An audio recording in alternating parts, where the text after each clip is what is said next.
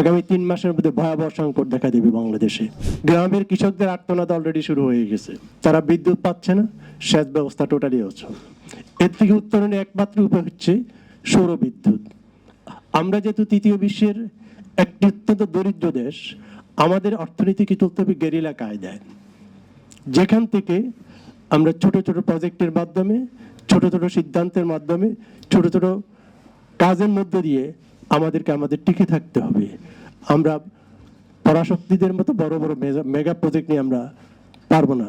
আমি 3টা উদাহরণ আপনাদের সামনে দিই। কাপকো কোনো রকম সার্ভে ছাড়া, বিশেষজ্ঞদের মতামত ছাড়া একটা বিশাল প্রজেক্ট নেওয়া হলো, সেটা এখন জাতির এবং এদেশের ইতিহাসে সবচেয়ে অর্থনীতির একটি গলার কাটা হয়ে দাঁড়িয়েছে। সেম আপনি আজও গোটা জাতি ভুগতেছে কোনো সার্ভে করা ছাড়া, বিশেষজ্ঞর মতামত ছাড়া কাপ্তাই বিদ্যুৎ কেন্দ্র বাঁধ তৈরি করা হলো। সেটার অর্থনীতি ভূ রাজনীতিকে পরিবর্তন করে দিয়েছে। গত 50 বছরে অসংখ্য মানুষের রক্ত ঝরেছে কাপ্তাই বিদ্যুৎ কেন্দ্রকে কেন্দ্র করে।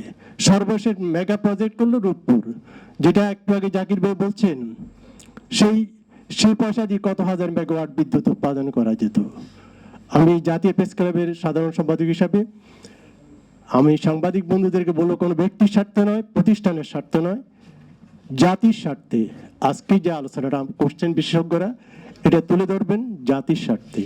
কারণ আমরা যেদিকে আগাচ্ছি, আগামী 3 মাসের মধ্যে ভয়াবহ সংকট দেখা দেবে বাংলাদেশে। আমি অমিত সাহেবের সাথে কয়েকদিন আগে আবার রুমে আলাপ করি, যেটা টের পেয়েছি, যদি উনি স্বীকার করতে চাননি, যেহেতু দায়িত্বশীল পর্যায়ে আছেন, সামনে অত্যন্ত বড় সংকট আসছে। আমরা আমাদের লেখনীর মাধ্যমে, কথার মাধ্যমে, টকশোর মাধ্যমে এই সমস্যাটা সমাধান করার আপ্রাণ চেষ্টা করব। জাতীয় প্রেস ক্লাবের সাধারণ সম্পাদক হিসাবে এটি আমি আপনাদের প্রতি বিনীত অনুরোধ জানাচ্ছি। এছাড়া আরও কিছু সাজেশন আছে, সেগুলো আমি জাকির ভাইয়ের সাথে একান্তে আলাপ করব।